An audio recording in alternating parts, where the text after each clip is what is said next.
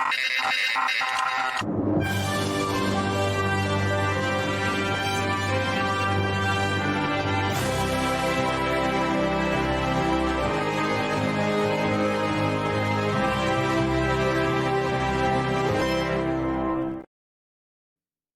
and welcome to another episode of Movies That Make Us. I'm Jake. I'm Tracy. And I'm Val. And we are back.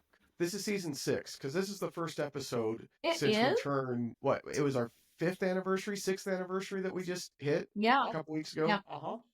Yeah, so that means we're starting season 6. It's a big day. It's National Women's Day. Yay! It is National Women's Day. It's my mom's birthday. Hey, happy birthday. And I also I put deodorant on today. I did not shower and or brush my hair and or put makeup on. The fact that I am up out of bed is a win, but I did make this really disgusting shake. I thought it was going to be good, and it's gross. What is? So if I would not have added the last ingredient that I thought that'll be okay, that it'd be fun, but it's mushroom coffee, which is not like regular coffee. It's like good for your gut. It barely has any caffeine in it, and it has a really nice like woodsy taste. It's not like a coffee taste. And then I put like my peptides in it that has like all this good stuff for you. And then I put a little bit of, I have this green powder because I have not been drinking enough or eating enough greens lately. And I'm like, this will be really good. And then I was like, I'm kind of feeling like I'm coming down with a cold. I'll put one of those like vitamin C, like orange things in there. No.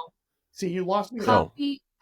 You lost me at woodsy. Like that. I'm not a mushroom guy, so you lost me there, but I'm sorry. It doesn't taste like mushrooms. It just doesn't taste like bitter coffee. Right. It is woodsy. You probably won't like it. It is the hot new thing, though. What? Woodsy? Mushroom coffee. I've never heard of it. Not the orange stuff in it, but I don't do the orange thing. Don't think that you need to put everything. I felt like my brother in junior high today, where he used to just come home after school and grab the blender.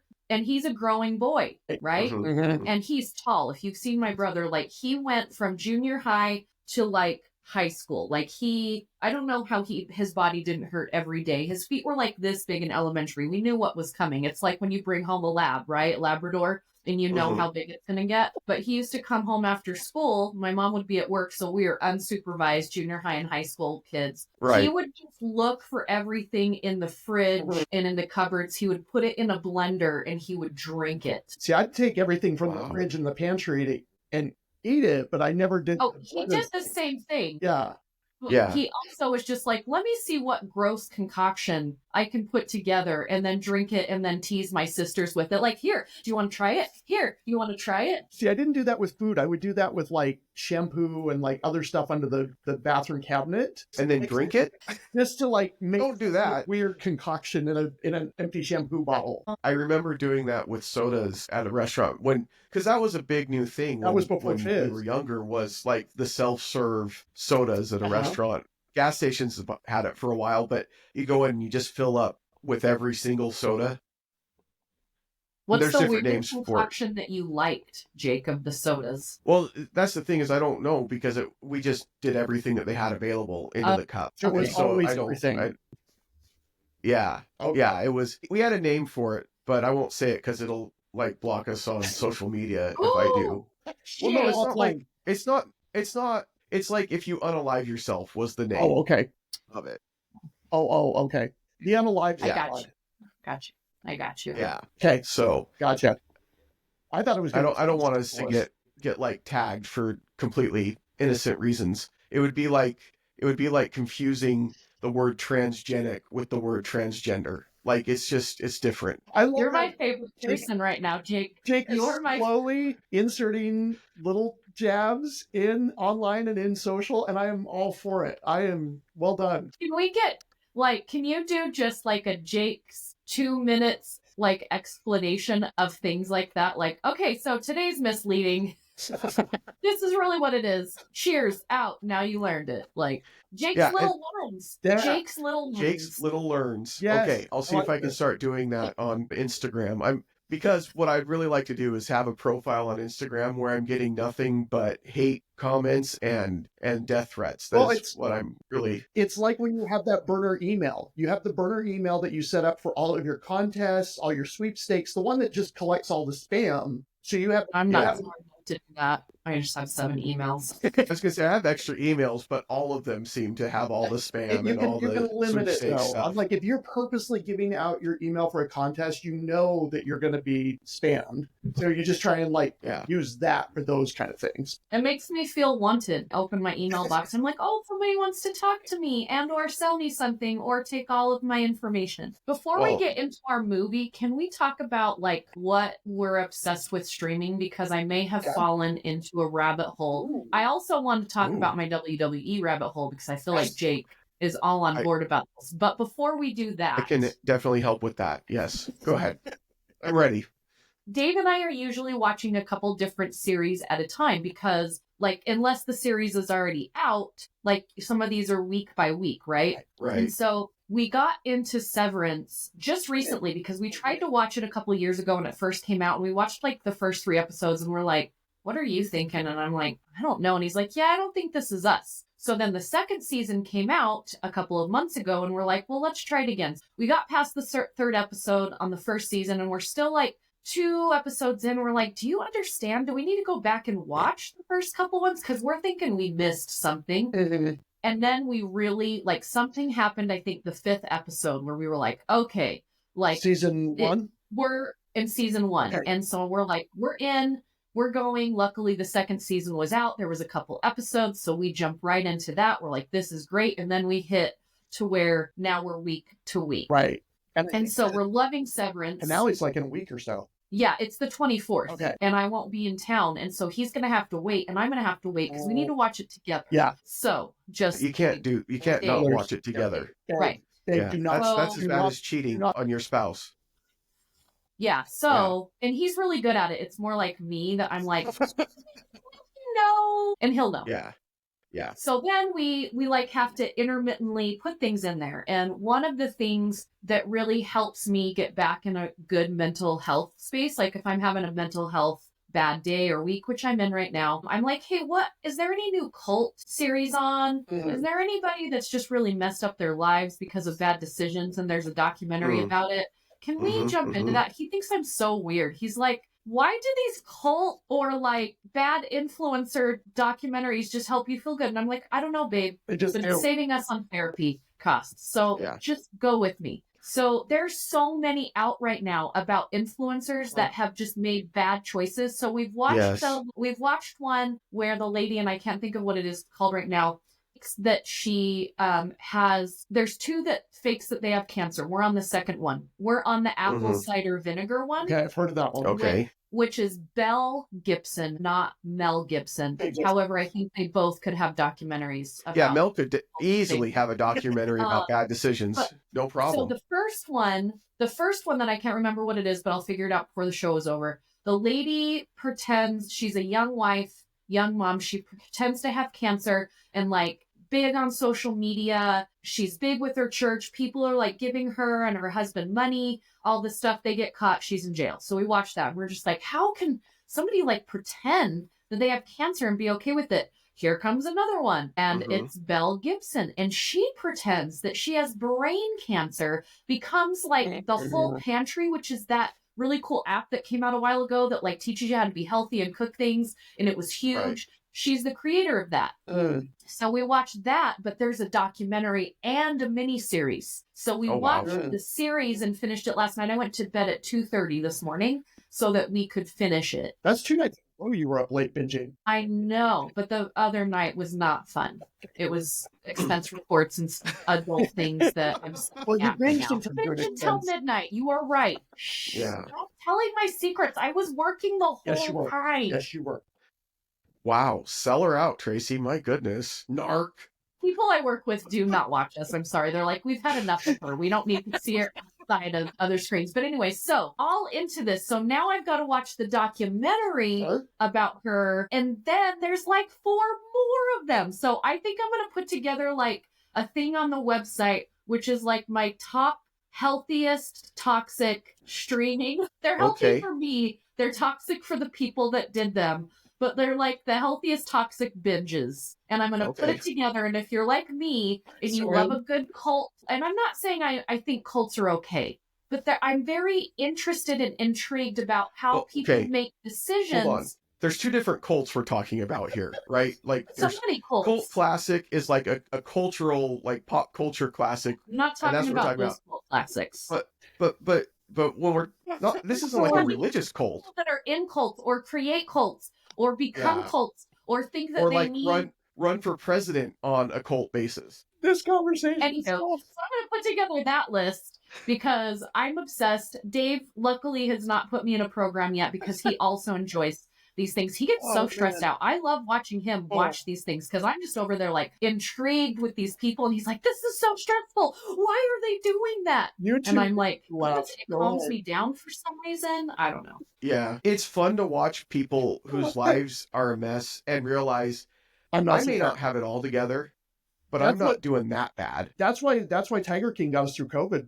In those early days of COVID, it was like, well, at least we're not that. We got this. That's how I got this. Oh, that's right. That's right. Never thought I'd have a sleeve. Thanks, Tiger King and COVID happening at the same time. It was the perfect storm. It was. Well, okay, go ahead. We can segue from one. No, go ahead. Another series that you can watch, miniseries on Netflix, is about Vince McMahon, and that will make you feel crazy, like you're a good person. That's because it's in my queue. It's in my queue because you keep talking about it, and I have watched a couple of wrestling documentaries, and you know that Iron Claw was one of my favorite movies from a couple of years ago. I watched that movie a couple of years, like almost once or twice a year since it's come out, and that's in my queue. But I think that one also I need to be in the right mindset for because it's a different kind of thing, and I'm going to be like, I'm just going to be like this, like because I have to actually take in knowledge. Whereas like the other stuff, I'm just fascinated with the people. The other really good wrestling series is called Dark Side of the Ring. Oh yeah. Chris Jericho, who's a former wrestler. I've heard the name Jericho before. And it's all about all the crazy stuff that's happened throughout the years of behind the scenes. Some of them have gone to be like mobsters and like mobsters, like literally joined the mob and became like enforcers and moved up the ladder. Murder, like in the 20 in the Well, this is like in the 80s, 90s, but more like 80s, 90s. Yeah, a lot of the Dark Side of the Ring stuff is more 80s, 90s, maybe 70s. But they go into like all the steroid abuse and like the murder suicide. Yeah. See, now you just said the word that I was trying to avoid saying earlier, Tracy. Gosh, darn it. Yeah. Okay, Val. Okay, so, Jake. Yes. Okay, so every morning and every evening, I allow myself some TikTok time. Also, in the middle of the day, I allow myself a 15-minute TikTok break. I used to not be a TikToker, and now I have set my TikTok algorithm up that I really love it, and I haven't really been getting on Instagram or Facebook too much. I'll post things, and then I just kind of go away. Right now, my TikTok algorithm is the national parks yelling at each other, which is... Yes, I love it. Fun every day. If you guys have not gotten on Mountain Talk, which is all you have to do is go into your search and put in national parks, like all the national parks, and then in your feed, they will be insulting each other in the best way ever while showing you the most beautiful parts of our country and now some of the world. Like we're outside of the United States national parks now, and we're getting into some others, but it is fantastic. I've been obsessed for like almost a month now. This started. So that's in there. Okay. Of course, birds. There are women out there, and I'm setting mine up today. There are women out there that have live feeds of their bird feeding areas at their homes. And these are like intricate bird area. Like I have all of my bird houses that I'm going to put out today, but this is like, they are. Yeah. So I'll watch those for a minute and like have my Good Morning Birds that I watch. I also have some politics because I'm very keep up to date. I want to keep up to date. I want to keep plugged in. But what happened was I'm scrolling and I see this thing in the, like, I don't know how it got in there, but I'm not upset about it. John Cena turned heel. And I was like, what is this? Because I like John Cena. Is he okay? Does he have to step away from movies for a while? His Achilles? What is going on? Oh, he's back wrestling. I know he jumps in there from time to time. And so I jumped in. I'm like, what is turn heel? Click. And then I see John Cena, and he has the smile on his face, and then his face goes to a frown. But that was just a little bit. So then I had to look up turn heel. What does this mean? And it's like, now he's a bad guy. And I'm like, oh my gosh, go back on TikTok. So then I look up John Cena, and all of these things are coming up, and I'm watching the video, and I was like, wait, The Rock is back into wrestling? And he does this thing like this, and then just like Winter Soldier, John Cena's face turns in a quick moment, and then he takes this guy out that he's like hugging. He's hugging this guy in the ring. Yeah. His head is over the shoulder, and The Rock is like this, and John Cena's like this, and then all of a sudden he's like this, and then he just throws him down. And then all of a sudden, he kicked him. He kicked him in the well, Family he got him Jewels. on the ground, right? Yeah. He kicked. Well, no, first he kicks him, and then he goes down on the ground because he kicked him. It was a low blow. It was dirty. It was awful. Yeah. Things happened. Plus, I had no idea that John Cena's outfit is these giant Cabbage Patch Levi shorts. He looks like a 6th grade boy. Like John Cena as a 6th grade boy. These Levi shorts are so big. If you remember Cabbage Patch Kids and you remember like how big they are, and there's no style to them. I don't even know if they have pockets. I hope they do, because you don't want to walk around with Levi shorts without pockets in them, especially when you're kicking people's butts. And then I look behind The Rock, and there's a rapper there. Yeah, Travis Scott. What the heck is Travis Scott doing? So now you've got this trifecta of people that I am so intrigued with. The Rock, who you guys know I love. John Cena, who I think is so interesting. And then you've got Travis Scott, which is just like, okay, why? But they're now joined this trifecta of heels because they are bad guys. And then I get to see John Cena go do his press junket after, and he walks in and he picks up the mic. Allegedly, we don't know if he was there or not, but the mic, you couldn't see him, but the mic floated up. And then it drops down, and then he gets up and he walks out. To me, this is the best, because then jump into the comments and people are like, how did that mic do that? Like, how did that mic just go, like all of this stuff. And so now I'm going through TikTok, I'm going through all these pages. So now it's all over. WWE is all over my TikTok feed. Plus, I talked about it on Good Things Utah yesterday, and they're like, this is the most opposite day for Val. She's talking about how much she loves cats because of Flow, which you can actually go to Park City today at 4:30 and 4 o'clock and 5:30 with your family and see Flow for free on the big screen. Nice. But I'm like, Flow makes me love cats. Not that I'm a cat hater, just not a cat lover. And then I interviewed a film critic, Rebecca Frost. So I, who am usually the film critic on the show, so it was kind of this little flippity-doo. I love WWE, I love cats, and I am interviewing the film critic. It was like a very weird episode of my life that was super fun. Can I just say, can we please have you drink mushroom coffee with Ori every time we do a show? Because I don't know. Wow.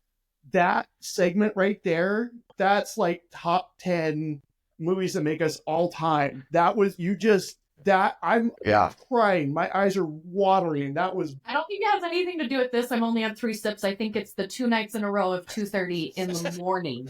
Yeah. Plus, I don't know Makes you a little what it is loopy about this turn heel, but every time I think about it and every time I want to explain it to someone, I get so excited that I know it. I immediately text Tracy and Jake, and I'm like, oh my gosh, you guys, John Cena turned heel. And Jake's like, yeah, it's the biggest thing all over. I'm like, I know. Like, I felt like we were having this thing, and my company was just at the event that it happened at. And so I was just like messaging, did anybody see this happen? And now I've got to get on a WWE event so that I can have the feel of it. I don't know that this is going to be my jam all the time, but this specific thing is my jam. All right. So I went to the taping, the live airing of Good Things Utah yesterday to support Rebecca and to see Valerie and everything. So I come up on the set on the commercial break right after they talk John Cena, and Dina is looking up on Google turning heel and is starting to get into this because of Valerie. And I'm just laughing. This is so great. And I am the same way for Valerie, since your company is going to be at FanX and you will probably be at FanX, granted, you'll probably be working a lot, but still, I'm telling you, come with Jake and I to the wrestling that they do at FanX. Yeah. Now, typically when they do this, they've done it on the main floor, and it's loud and it's noisy, and I've never really stopped and watched. But it's in a room now, because it was in a room next to our panel. Yeah, it was, that part wasn't as fantastic. But anyway, so you might have to search it out, people. But I gotta say, one of my great joys that I did not know that I needed in my life until it happened was watching live wrestling with Jake, and then with Jake's daughter, because she came. It's a treat, and that was so much fun. Like, Jake is like catcalling the people. He's like yelling out insults to the people, not like nasty insults, but like he's. Oh, can we do a live play-by-play? Oh my god, with Jake? It was so great. I was having as much fun watching the wrestlers as I was watching Jake watch the wrestlers. Yeah, so the John Cena heel turn, and I know this isn't what our episode is about, but I could easily make it what our episode is about. I mean, we can do whatever we want. Yeah, that's true. Is this going to be an episode? It might be. So it is a huge, huge, huge deal. So John Cena has been the good guy, like the ultimate good guy. We're talking like Superman, Captain America levels of good guy, babyface in the WWE for like 22 years. I mean, he's this like, and behind the scenes, he's fantastic. He has granted more wishes for the Make-A-Wish Foundation than anyone else. He holds the Guinness World Record for doing that. Like, he's like flown from wrestling matches like overseas to come back to do Make-A-Wish and then fly back overseas to go do wrestling again. Yeah. So him turning heel was a big deal. I mean, last year, Rock comes back and he starts playing this character. The final boss is what he's calling this character now. And he went heel with that, but he's gone back and forth in wrestling throughout his career. So that's not a big deal. Fans are fine with it. But John Cena has never had the opportunity to go heel. And that's what made it such a big shock to everybody who follows wrestling and the rest of the world, because he is this like notoriously nice guy. Especially because he's talked in interviews and stuff about how he's getting older and his body can't handle it and he won't be doing this too much longer. Yeah. So I think that's he announced do all the things. Yeah. He wants to do He announced last summer that this was the beginning of his farewell tour. Yeah. And that 2025 was going to be his last year as an in-ring athlete, performer, whatever you want to call him. He's got to be, what, like late 30s, early 40s? Somewhere in there? John Cena is probably 40-something. Okay, so yeah, he's probably closer to 50 than he is. That's a lot of wear and tear on your body. Yeah. Yeah, I mean, I'm pretty sure he's the same age as me, if not a little bit older. But we can look it up on the Google. And so what happened is The Rock comes back, right, as the final boss here, and he goes to Cody Rhodes. That's the guy that John Cena was hugging and then gave the low blow to. And Cody Rhodes now is the ultimate babyface in the WWE. I used to watch his dad. Because Travis Scott burst his eardrum or something, didn't he? Burst his eardrum? Something. Yeah, I heard that I don't know that it was a major injury, and it's hard in wrestling because you don't know if an injury that they report is a work or if it actually is an injury, because sometimes they add it for story purposes and whatever. But Rock comes back and he tells Cody he wants his soul, which is the most ridiculous thing that you could ever say to somebody. Like, I want your soul. And so this segment, Jones. Yeah. When Alice Cooper said that on the Muppets, I believed it though. Yeah. Well, The Rock made it believable. I mean, obviously he sold it really well. So Cody comes out after John Cena wins the Elimination Chamber match to shake hands with John Cena, to congratulate him. And then The Rock comes out and says, okay, Cody, it's time for your answer. Are you going to give me your soul? And Cody says, hey, Rock, go bleep yourself. And everybody cheers. And John Cena plays it up too. He's like cheering and everything else. And then that leads to them hugging and excited that they're going to be in the main event at WrestleMania, which is every wrestler's dream to be in. And then that's when Rock does the finger across the throat thing. John Cena turns evil John Cena. And it was just, this is what I love about wrestling, is you can get invested in these characters just like anything else. And you care about what happens and you get surprised, you get shocked. All of that's fun.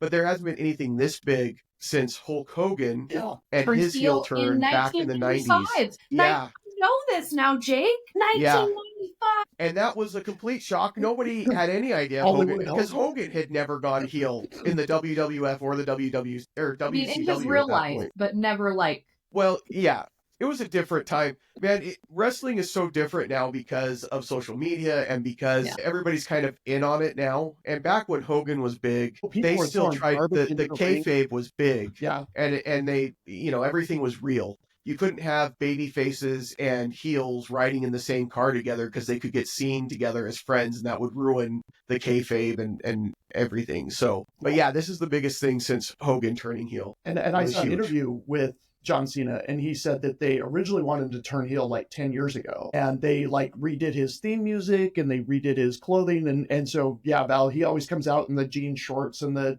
football jerseys and stuff like that. So they had like football jerseys. Okay, those shorts are awful. Yeah, right. So, but it's been an evolution for John. Yeah, they were going to have him come out in like tight, form-fitting spandex, like completely redo the character, right? Yeah. And so he said. They told him, because he said this was still in kind of the kayfabe era that Jake was talking about how you have to keep up the appearance all the time. Is kayfabe and K-pop kind of the same thing? No, sorry. So anyway, he said they told him that you're probably going to lose some sponsorships, but you're going to make up for it in the merchandise that you'll sell inside the WWE. Like your bad guy merch is going to be off the hook. Okay. But one of the things that he was worried about is he would have to give up doing these Make-A-Wish visits, because you can't be a bad guy and go do these Make-A-Wish things. And that was one of the final things. Like, he's like, I didn't have a say. Like, I could say my feelings, but I didn't get to make the ultimate decision. But he expressed that worry to them, and then they decided not to turn him heel. So now, and this was before the turning, and they're like, so do you think you ever will? And he's like, I don't know. He's like, it's hard. I think most of the kids now, if I were to meet with them, then, and this was like right before this heel turn.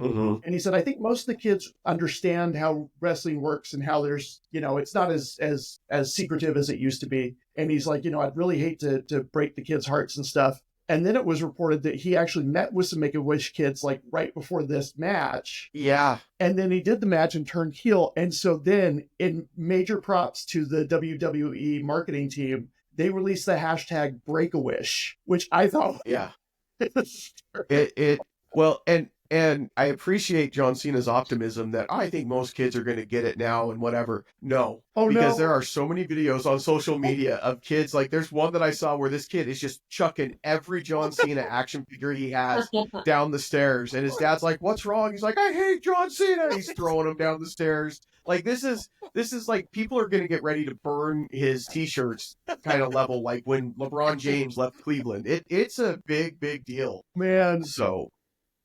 It's crazy. Well, it caught me. I got caught in it. So I might have to finish. I might have to finish his farewell tour, and because I really like him, and I think it's most of the wrestlers I like are the ones that like have turned into actors, because like Batista also turned heel in 2014. And I didn't know, like, I don't know really a lot about him. I knew he was a wrestler, but I knew more of like him as an actor. And then I like The Rock and I like Cena and Hulk Hogan's whatever, but I get it. I used to watch movies with him in it when I was younger. Sure.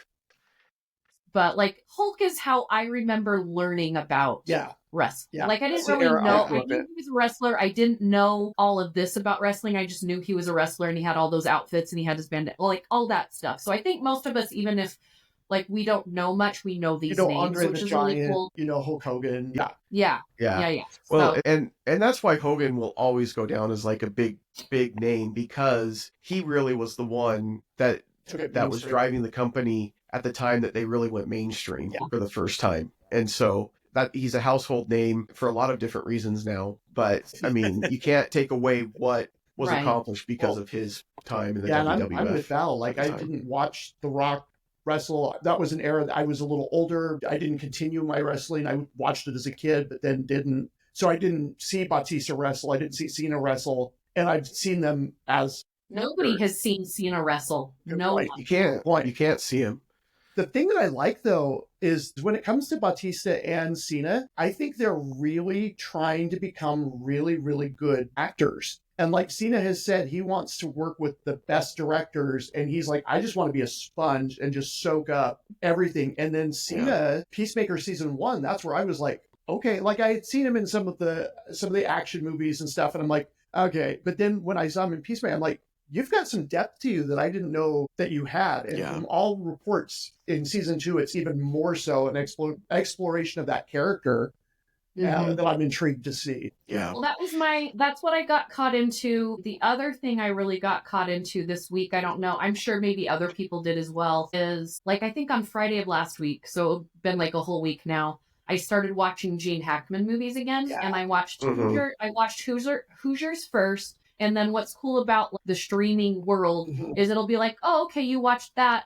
You'll probably like this. Monday, I finished Hoosiers because I always have a movie on while I'm working. It's my background movie. And so I finished watching Hoosiers on Monday. Halfway through Monday, my algorithm said, hey, you might like this as well. And it was Runaway Jury, which I have not seen for a long time. Now, I hadn't seen Hoosiers in a long time either, but like I remember Hoosiers and I did not remember Runaway Jury. And there are so many people in Runaway Jury. And then I started getting into more, like I just had this whole week of like watching all of these Gene Hackman movies. And he was just amazing. I think he's one of those actors that when you see him, you're like, oh yeah, I love him. But sometimes because he's not always the main guy, he's not a Hollywood star, what you would think. And he even said that. He's like, I'm not this, main Hollywood male star. I am an actor and I just want people to enjoy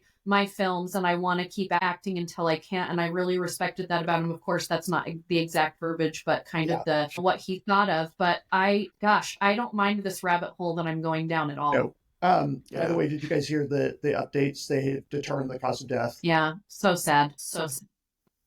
Yeah. His wife passed from hantavirus, which is only like 3 to 5 cases a year. But they said if you get it, it can set on really quickly. So she passed first, and he had advanced Alzheimer's and lived for about another week. And then he had a cardiac arrest and passed. And it's just so tragic, just so sad. Yeah. They said he probably didn't even realize that she was dead. Yeah. Because they're just guessing, but it's just, he was 95. He had a good life. It's just a really, a really sad situation. Yeah. A huge tragic way to lose him. And but like super talented. I grew up watching Superman over and over and over and over. Yeah. Like Lex Luthor was one of my favorite. He's so good. He's still my favorite Lex Luthor that we've seen on screen. He gets the character so well and he nails it so much. The thing that's so good the Superman movies with Gene Hackman in so many of his roles is he can be so tough and so like steel, and yet you're still liking his character. Like I saw an interview with Morgan Freeman, and he's talking about working with Gene Hackman on Unforgiven. Did you guys see this? Yes. There's a scene in Unforgiven where he's going to him, and his character, Gene Hackman's character, says to him, I'm not gonna beat up the women. That's not who I am. Yeah. I am going to hurt you. And the way he says it is just chilling. And Morgan Freeman said, in that moment, I really believed that he was gonna beat me. Like he's like, I'm an actor and I get it. He's like, when you see the terror on my face and my body tense, that was involuntary. That wasn't me acting. He's like, that's how good Gene Hackman was. And he could, they became really good friends. Yeah. And he could be in some of these roles. He could be even in Hoosiers. He's laughing, joking, and he'll drop a line and you're like, it just got like, you don't mess around with Gene Hackman, right? When he, if you want to jump into Gene Hackman this month, like I am, these are the movies you can watch. There isn't a bad one in this list that I'm going to give you. The French Connection, Unforgiven, French Connection, Mississippi Burning. French Connection is listed as one of the best chase scenes ever. So just throwing that out there. Sorry. Yeah. Superman the movie, The Quick and the Dead, which is, I love The Quick and the Dead. Hoosiers, which we're going to talk about eventually on this show. Enemy of the State, which I watch Enemy of the State probably once every couple of months because like it's just so good. The Replacements I also watch at least once a year. The Firm is so good. Crimson Tide. Oh, yeah. And he can go from Crimson Tide to The Birdcage, which is a movie I watch over and over. And I love him so much in The Birdcage. Yeah. A lot of totally people different Birdcage for two specific actors, right? But if you go and you pay attention to him in this film, it is the best. He has the best timing. His facial expressions are so great. And then him just getting like the last scene when he's all dressed up and they're like, you can tell he's having a good time. Yeah. Well, and what's interesting is you're going through that list, Val, is there are so many different types of movies there. You know, he was not just one type of genre for the movies that he did, and he was good in all of them. I mean, he, like you said, so talented and great timing, and every time he's in a film, he's going to bring his all. Well, and it's true too, because it's like so often you get like comedy is so difficult with the timing. And for him to be able to do these dramatic roles where he would be just so intense and then do a role where he's so funny, like in and even in The Birdcage, he plays this senator who is very morally straight-laced and then it goes and he does this silly character at the end and he's just enjoying himself. And even in Hoosiers, there's times where he's like talking to Dennis Hopper about you need to sober up and you've got to stay clean to get through this. And then he purposely gets thrown out of the game. He goes up to the ref and he's like, if you don't throw me out. That's a great moment. One of my favorite scenes is when it was like the second or third time it happened and he goes up to him, Dennis Hopper, who I forgot was in this movie till I started watching the movie. And I'm like, oh my gosh, really young Dennis Hopper, who is also just an amazing person that like all of you millennials, zennials, whatever, you're younger than me, like jump into these films if you are into just great filmmaking and storytelling. And of course I love sports films, but he goes up to him and he gets kicked out and he goes up to Dennis Hopper who's sitting on the bench and he's like, oh man, like I did it again. I'm sorry. The crowd's cheering for him for being like such a coach that's truly fighting for his team. And then he turns around away from Dennis Hopper and he just makes this you got this. You know, like, it's his inside joke. Like, well, that's the kind of moment where you really connect with a character like his character because it's an inside joke to him in the film, but now you feel like it's an inside joke between the two of you. Like we know with you, Gene, what's going on. Yeah, it's just so subtly done. It's just awesome. And there's a scene at the end where they're at the championship game.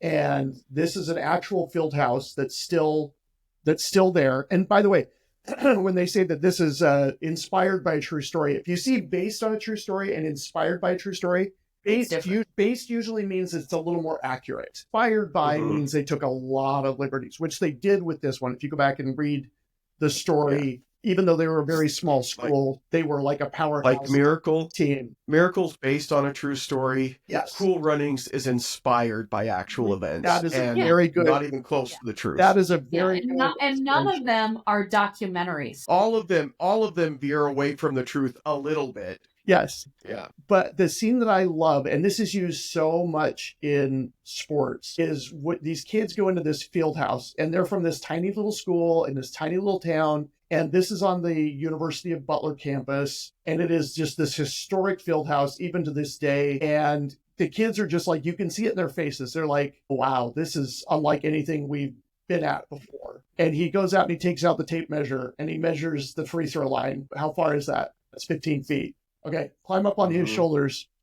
Okay, measure that basket. How far is the hoop? And he's like, it's 10 feet. And he's like, seems like it's exactly the same measurements as what you had back in your gym. And that is used so often now as a metaphor for it's the same. Yeah. And I think about that scene a lot when I'm doing something a little bit outside of my comfort zone that I know I can do. You know, and I just think, okay, it's still 10 feet tall. It's still, it's exactly what I've done before. Yeah. And the way he delivers it, the way there's like so much loving mentorship in that moment. Like he knows that these kids, like, he knows that this is how he's going to relax these kids and how he's going to get them to believe that they can do this. And he's not letting the moment be too big for them. Yeah. And just the way he delivers it in kind of this fatherly professor voice, you know, like, it's just, the way he delivers it is so, so good. Well, and if you don't know what Hoosiers is about, because we did kind of just jump in, if you've never visited our show before, we just do whatever. We talk about John Cena, Hoosiers, Hoosiers is great because it is the reason why, and this is probably a lot of people why sports movies are widely loved. And I was talking to the sports guys on ESPN because they're like, oh, sports movies, because they're in sports every day, right? I'm not. But the reason why I love sports movies is because they're like warm blanket. You know what you're going to get. You're going to have somebody going somewhere to help an underdog to overcome something. Something bad is going to happen to push that underdog back.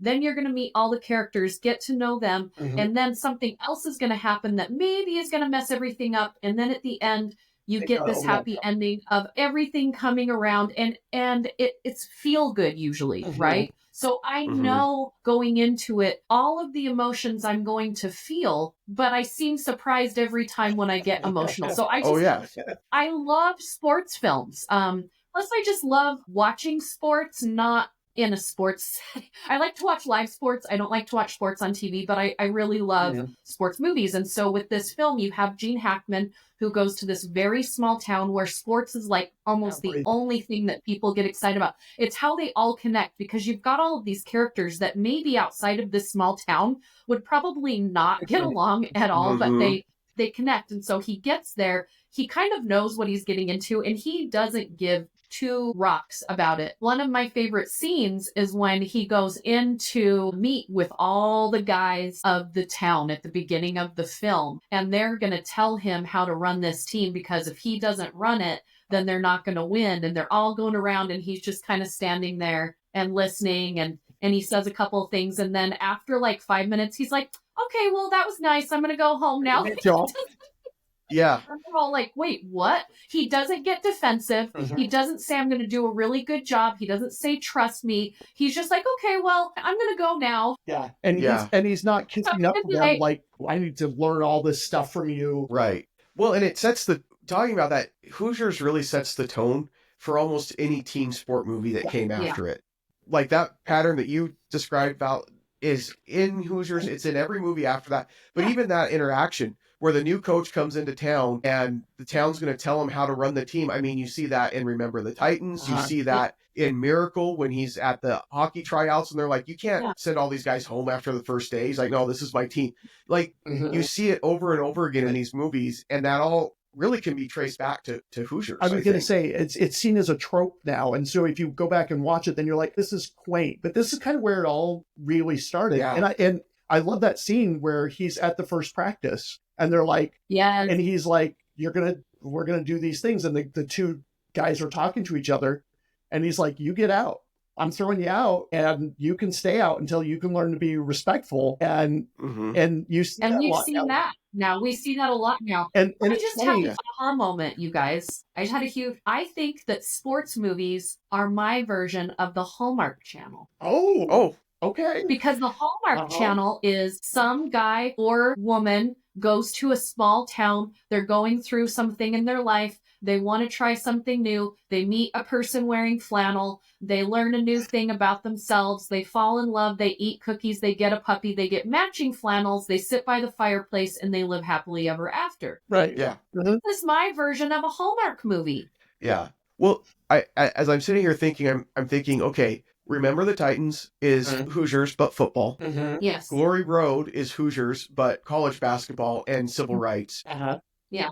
Even Big Shots on the Disney Plus, the TV series with John Cena, that's just Hoosiers, but girls high school basketball instead of boys. Like, once you watch this movie, if you haven't seen it before, and then you go and watch anything that's come after it, you're like, oh, this is just Hoosiers again, but with different characters, different actors, different takes on it. Yeah. And I don't want to go without talking about Barbara Hershey. Yeah. Because Barbara Hershey, this was a smaller role for her. And after this film, it was kind of the Barbara Hershey era. Like each actor has an era where they're really big. And Gene Hackman also had that era where he was kind of the big star, and then he kind of moved into character role. This different but Barbara Hershey in this film is very powerful in her own right, because she has a very special position in town, because she is taking care of who everybody thinks should be the star player, and she is protective of this kid, right? But she also doesn't want to go, she doesn't get into everything. She knows right away who Gene Hackman is, right? Like him just getting out of the car at school, and he's like, hey, like, we're going to be best friends. And she's like, I'm whatever you're trying to sell to me here. Like, I'm not. And he's just laughing, right? Because he's just him. And that like juxtaposition of her not being like witchy or anything, but she's just like, I'm not having this. I'm not giving into your, you know, your beguiling. I just want to use that today. And so I just love how silently strong she is in this film. And they don't make her, because at this period of movies, you either had the really strong woman because that's what they were starting to write, or you still kind of had this mousy woman that's waiting for the guy to come in and save you kind of thing. And they did a good job of making her her own outside of everything that was going on, which I really appreciated. Yeah. No, she does a great job in the film and is such a great opposite of Gene Hackman in the film. Not opposite, but I mean playing opposite him in the film. And counterpart. Thank you. That's a better word. So, well, we may not have talked about it for a super long time on the episode. Well, and I think it's hard because it's a really, really, really good movie. And if you haven't seen it for a while, like rewatch it. But it's so different. We watch some of these sports movies now versus back then, and it is a slower pace film. It doesn't have a lot of fast cut editing. It doesn't have a lot of the glossiness. You know, it's much more pared back, which works because it's a young high school boys basketball team. And so I think it's one of those where, I don't know, it's just a really good feel good movie. There's not a whole lot that you can really like get under the hood and like mess with. There's not a lot of layers to it. It's just very simple, very straightforward. And that's nothing wrong with those movies at all. But it is different than a modern sports movie that may be telling a very similar story in the way it's paced, the cuts, like you were saying, all of that. Now that'd be like and these are longer. It reminds me of, like, I read a lot of epic fantasy, and it reminds me of like Lord of the Rings is kind of where it all started. And compared to books today, it's much slower paced. It doesn't have a lot of the flash and everything else that some of the books will have now. But without Lord of the Rings, you don't get any of the newer books. And Hoosiers Hoosiers is really kind of groundbreaking in that sense, in that everything that's come after it it's become a trope, and it has become so common. And you don't get what we have today for sports movies if we don't have Hoosiers. Okay, so I saw this trivia the other day, and I've almost forgotten. I wanted to make sure I shared. But the scene where Gene Hackman is talking to Jimmy, and he's shooting outside, and he's hitting all the baskets. I saw an interview, a video clip, and this was back in like the 90s when they put this interview together. And the director's talking about how they shot that as one long shot. Oh, wow. And that kid hit 20 shots in a row in the one take. And he presented that to the studios, and the studios insisted that he does cutaways of close-ups of the ball going into the basket, and then a cutaway to Gene Hackman picking up the ball and throwing it to the kid. And he's like, I wanted to show that this kid just doesn't miss. And it's when Gene Hackman walks away that he finally misses the shot. But due to the studio insistence, they're like, no, people won't like that. You can't have just one long shot with this dialogue of this kid making shots. And so he's like, it's the one thing that I'd go back and change. He goes, if I had control of that's the one thing that I kicked myself that I did not fight harder for. Because he's like, that kid made every single shot in that take, and it was like, that's impressive, right? Yeah, like that would be way more impressive than the cut scene and like cutting it away. I knew that story, and then when I was rewatching this last night, I'm like, some of the cuts in here are a little jarring. It doesn't flow as well, and I wish that they had that. But anyway, well, let's give it a grade. This is our first grade of season 6, Hoosiers. What are we going to grade it? So for me, I really love that this film, like you said, it's kind of a slow burn, but that's because it's more about the characters and relationships and people kind of overcoming, their personal issues, and then it has some basketball in it, right? Like it has the basketball, which brings everyone together. But so I really like that you have just an amazing performance by Robert Duvall, which you get to see him be very vulnerable, which Robert Duvall later in his career, he was always like a good kind of bad guy or good, like he's always this strong male, type character. And in this one, he is very vulnerable, and you can see it in his face when he is left alone, with the team every time on the bench. Like, what do you mean? Like, I have to do this thing, and so you have that strong performance. You have Hershey's strong performance. I think you have good writing. I do agree that you have some scenes where they weren't sure quite how to cut the sports film, but they were testing things out, right? They were experimenting with things that we would see.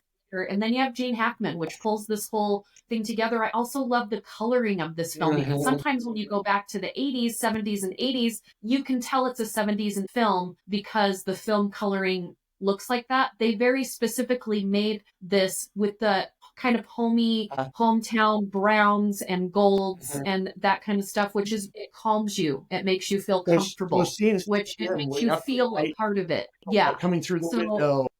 Yeah, like there are so many things I love about this film that it's a B+ for me. I would actually go back and watch it again next week, and I highly recommend this film for other people. If you haven't seen any of Gene Hackman's work, if you are a young film lover, filmmaker that you kind of want to see just a very well-made, well-written movie that doesn't have all these bells and whistles, right? And it doesn't take place in there's a lot of the same places. There aren't very many locations, right? Which also makes you focus on the characters and the writing more, because you are not putting crutches on all of these different things. So super strong B+, almost A- for me. I would be in that area. Yeah.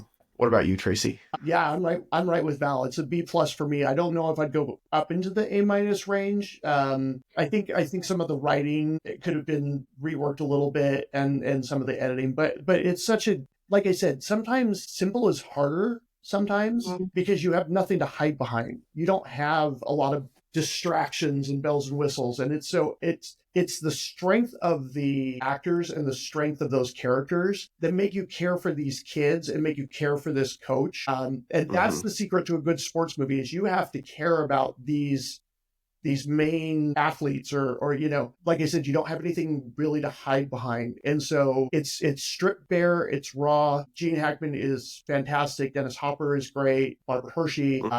And even those do a really good job. The kid, when he's got to go up to there and make the free throw, and he does the granny, I'm like, oh yeah, the granny shot. Yes. And when Gene Hackman looks at him and he's like, now he's going to make his second shot. And then he turns to him and he's like, you will make your second shot. And that's the way he says it, where you're like, this kid, you can see it in his face. He's like, okay, coach, if coach says I can do it, I can do it. And it's those moments that really elevate the film. So it's a B+ for me. Yeah. I am going to bump it into the A- range for me personally. I think this is one of those films that I remember watching growing up that to me still holds up when I watch it now. And like, I kind of think of there's like 3 films that really got me into sports movies, and this is one of them. Rudy is another one. And then The Natural, starring Robert Redford, is another one that got me into sports movies. And so for me, this is kind of part of that holy, I don't want to say Trinity, that makes it sound sacrilegious, but really that triumvirate of movies that mattered to me a lot. And so I think for that reason, it's an A-. I agree. It looks great. It holds up, I think, because they were trying to make it look old intentionally. And when you're doing that, it holds up better later.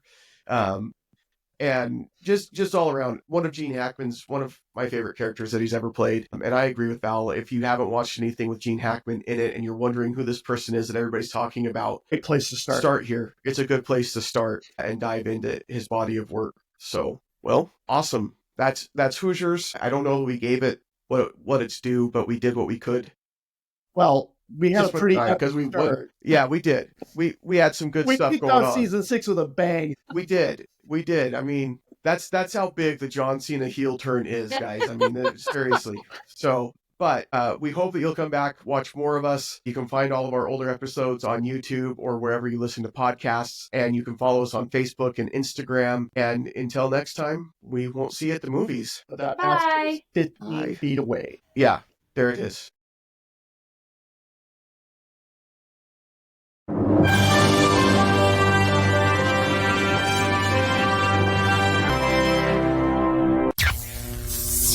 This has been an Age of Geek media production.